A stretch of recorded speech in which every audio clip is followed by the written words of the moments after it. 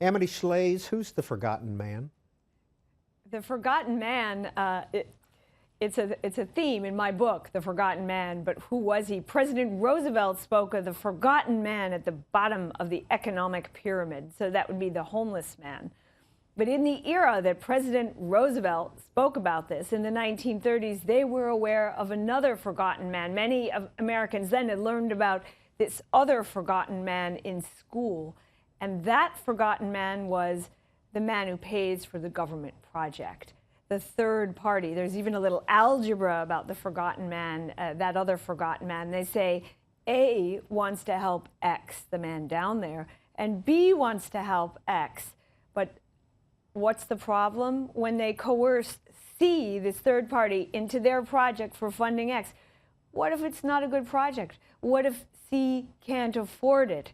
This came from a philosopher named William Graham Sumner, this concept of the taxpayer or quiet party as forgotten man. And all in the 30s, they were dueling. You've got the wrong forgotten man. It's the poor man. No, it's the taxpayer. So that's the question also today.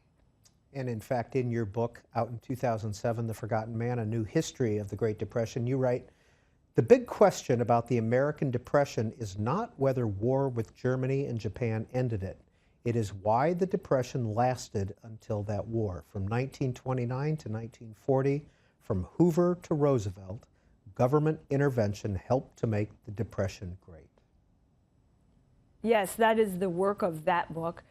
Thank you for quoting the introduction. This is a book that I wrote about the 1930s because, long story short, we all learned something about the 1930s in school, which is that, well, the New Deal tried hard. It wasn't always perfect. Roosevelt's bigger government plan, and Hoover's actually before him, but at least it was good, and we're glad we had it, and it was in the right spirit. Therefore, okay, let's love it. But the New Deal was not lovable economically speaking, and nor were Hoover's interventions. This is a bipartisan progressive movement because they hurt people. How can I say that? Well, what's the measure, the worst measure, the most clearest measure for whether people are hurt or not? It's employment, and unemployment did not come down in the 1930s. What's the second measure we all look to? We're sitting here today when the stock market's high. We all know it might be at a record.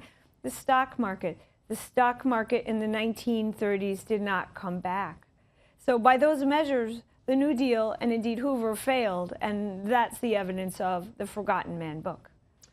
In your book, at each chapter, you list the unemployment rate at the beginning of that year. In 1927, it was 3.3%.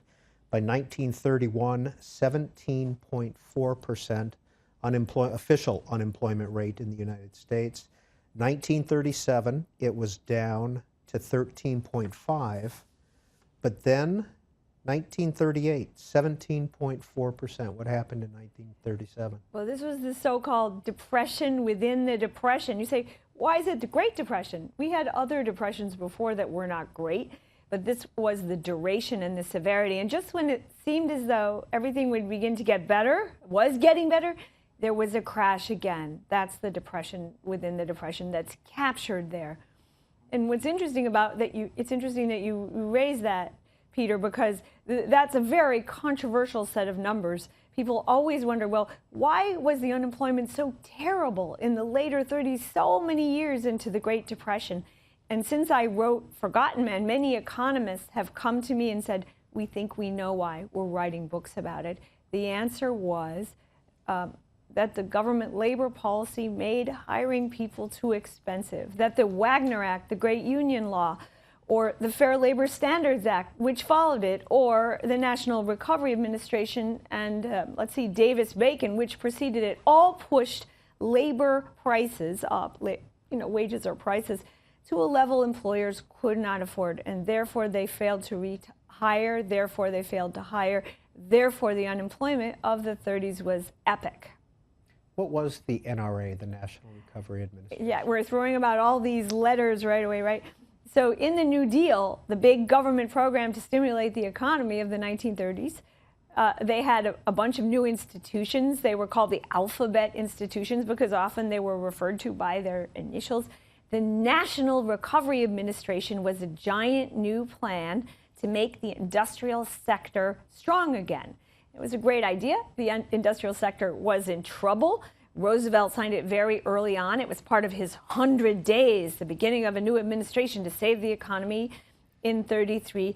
But it had a lot of parts. I mean, when you look at law, Peter, often it's a bunch of impulses, right? It's a bunch of political impulses expressed on a piece of paper and then in statute and then have to be enforced. So the impulses in the NRA named to make the economy better were, oh, economy of scale is good. Big is always better, because at that time we're all hostage to fashion, especially economists.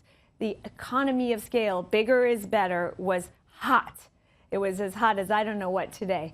And so bigger is always better, and you want to question that. I'm not sure that's necessary for recovery. Another premise of the NRA was consumer choice is bad. You're just like, oh my gosh, what do you mean by that? So, well, if the consumer picks, he slows up the assembly line. Every car should be black. He can have any color car he wants as long as it's black. That's what Henry Ford said, because it's uniform, and uniform is faster and better.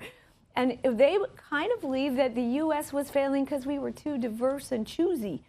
So you tell that, let's see, to the Starbucks shareholder, because Starbucks is a product premised on choice, right? Why do we like Starbucks? Because we can take that extra 18 seconds to pick exactly what kind of soy milk to have in our latte. Choice is 2/3 of the Starbucks product, and apparently that makes the economy go. But then they believe that choice slowed it all up. And, you couldn't even, in a famous case we write about in Forgotten Man, you couldn't even pick your chicken from the chicken coop. You had to take the chicken you got in the name of efficiency. Those are just some of the beginning principles in that great law.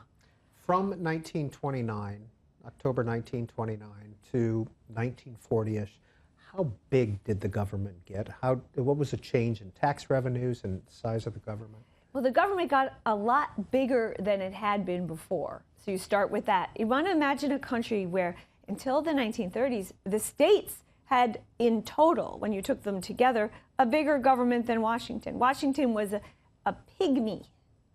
You went there maybe if you felt like it, but you could get sick there. There were swamps there. That's what Calvin Coolidge's family thought. Well, there wasn't air conditioning either, right? And you didn't seem to need to go there. What mattered was the state capital, right? And President Coolidge, the one I write about, always said United States in plural. The states were the power, they mattered. And then in the 30s, the government began to spend, first under Herbert Hoover, and then, of course, under Franklin Roosevelt. And by about 1936, if you look at the charts on the Tax Foundation or from the government, you'll see all of a sudden, wow, the federal government is bigger than the states. That had happened before, but only in wars for a minute. Now in peacetime, and we didn't really go back. Flipped for 1 year, we didn't really go back. And that was a change. Was the spending as great as it is now? Nowhere near as great. Might be 5, 6, 7, 8, 9, 10% of the economy, not 30, 40, whatever, when you add it all up. So, but it was a lot bigger than it was before, and even more important was the expectation that it was the rescuer, the redeemer, the decider, the saver. That was a new thing in the 1930s. Amity Shlaes, you referenced this, but you write about it in The Forgotten Man. Who were the Schechters? The Schechters, they're just a good story. I mean, when you think now about Hobby Lobby, what's that about? You have a great government law. Some of us like it, some of it us don't, and it has to do with the big new law, the healthcare law. Hobby Lobby has a religious concern about the healthcare law. Maybe it relates, in their case, to something that's important to the owners, which is contraception or abortion, something over there. In the 1930s, there was this NRA, and it was challenged. And what was interesting at that time, and I've written about this in National Review too, it was challenged by a case that had an element of religion. The Schechters were kosher butchers in Brooklyn, New York, and I like them very much. One of the great bits of fun of this book was researching the Schechters, because they didn't expect the government to come along and make them heroes, but the government challenged them. It indicted their chicken business for breaking bunches of rules, including